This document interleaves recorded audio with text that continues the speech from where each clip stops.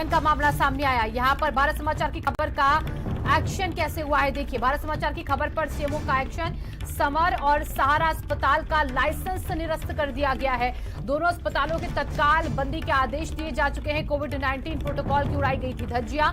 फर्जी डॉक्टर, फर्जी स्टाफ चला रहे थे यहां पर अस्पताल, और उसके बाद इन दोनों ही हॉस्पिटल्स पर एक्शन लिया गया है। सीएमओ ने तुरंत बंदी के आदेश दे दिए हैं। फर्जी डॉक्टर, फर्जी स्टाफ चला रहे थे यहां पर हॉस्पिटल्स को।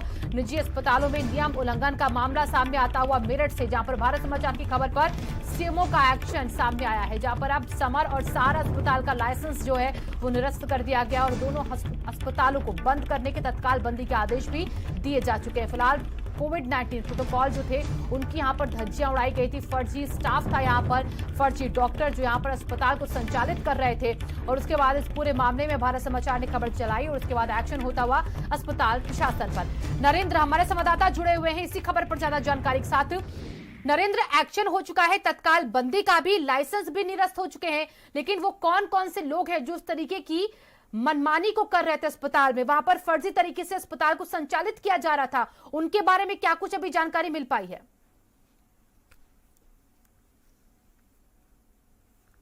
देखिए, राज्य सरकार के निर्देश पर जिले में एक कमेटी बनाई गई थी, जिसके सदस्य जो है वो आईएमए के सचिव डॉक्टर अनिल नौसरान थे, और उन्होंने 5 अस्पतालों का दौरा किया जिनमें कोविड नियमों की धज्जियां उड़ती हुई दिखाई दी। इसके अलावा समर और सहारा अस्पताल ऐसे थे जहां पर न तो डॉक्टर मिला था और ना ही वहां पर प्रशिक्षित जो नर्सिंग स्टाफ है वो मौजूद था।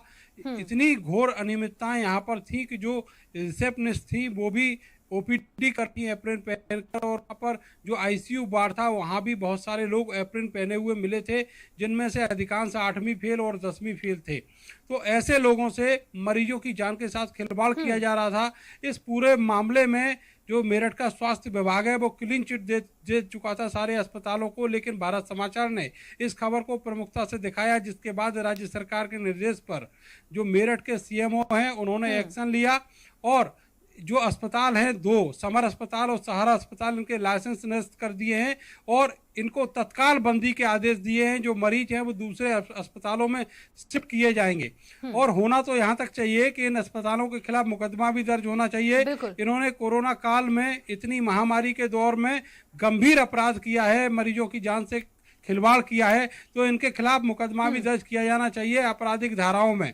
तो इस तरह की जो कार्रवाई है वो मेरठ में हुई है, जबकि स्वास्थ्य विभाग इस पूरे मामले में पूरी तरीके से भ्रष्टाचार में डूबा हुआ था।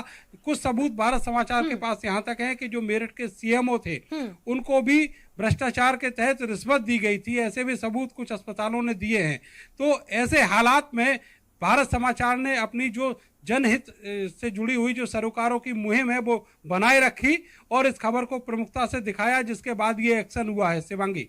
बिल्कुल नरेंद्र, आपने कहा कि आपका जो स्वास्थ्य विभाग है वो इन अस्पतालों को सही ठहराता रहा है, लेकिन जब भारत समाचार ने खबर चलाई तो सरासर गलत पाए गए और गलत तरीके से संचालित हो रहे थे। कब से ये दोनों हॉस्पिटल समर और सहारा संचालित किए जा रहे थे फर्जी तरीके से, और जो स्वास्थ्य विभाग है उसका क्या फायदा रहा इसके पीछे कि इन अस्पतालों को पूरे तरीके से सही साबित करता रहा इतने लंबे वक्त से?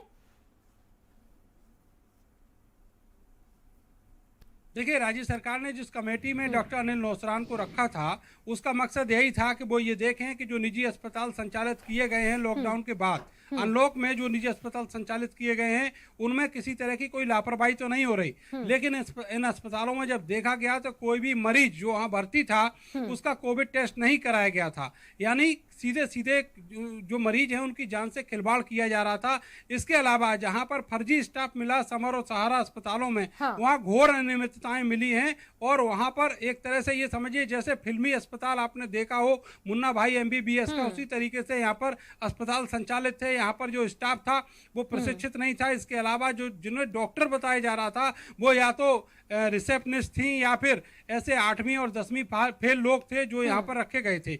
इस पूरे मामले में स्वास्थ्य विभाग ने इस पूरी रिपोर्ट को, जो डॉक्टर अनिल नौसरान की रिपोर्ट थी, उसको हल्के में लेते हुए और डॉक्टरों को ये कहते हुए एक अल्टीमेटम दे दिया कि आगे से वो इस चीज़ का ध्यान रखेंगे कि लापरवाही ना हो। लेकिन सबसे गंभीर बात यह है कि जो लाइसेंस दिए जाने की जो नियम कायदे होते हैं उनकी भी धज्जियां उड़ाई गई थी, और वहां पर जो रजिस्टर्ड अस्पताल में जो डॉक्टर थे वो कोई भी डॉक्टर वहां पर पर नहीं मिले थे, जिन डॉक्टरों को नाम दिए गए थे उनकी भी जांच की गई, उनसे संपर्क किया गया, लेकिन बहुत सारे डॉक्टर या तो छोड़ चुके थे या फिर उनसे कोई भी रेस्पॉन्स प्राप्त नहीं हुआ डॉक्टर अनिल नौसरान को। ये पूरी रिपोर्ट स्वास्थ्य विभाग को दी गई थी, लेकिन बेहद हल्के में इसको लिया गया। जब भारत समाचार पर खबर दिखाई गई तब जाकर ये एक्शन काफी लंबे समय के बाद हुआ, करीब 15 से 20 दिन का वक्त लग गया इस पूरी जांच और प्रक्रिया को स्वास्थ्य विभाग को निभाने में।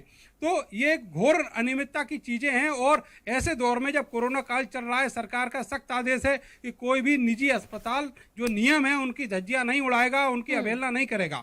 उसके बावजूद भी मेरठ में ऐसा हो रहा था। ये केवल एक नजीर है, 5 अस्पताल यहाँ पर ये शुरुआत में देखे गए हैं, लेकिन मेरठ में और बहुत सारे ऐसे छोटे छोटे अस्पताल संचालित है जहां अभी भी कोविड नियमों की धज्जियां उड़ाई जा रही हैं, और वहां पर जो प्रशिक्षित डॉक्टर और जो नर्सिंग स्टाफ है वो मौजूद नहीं है।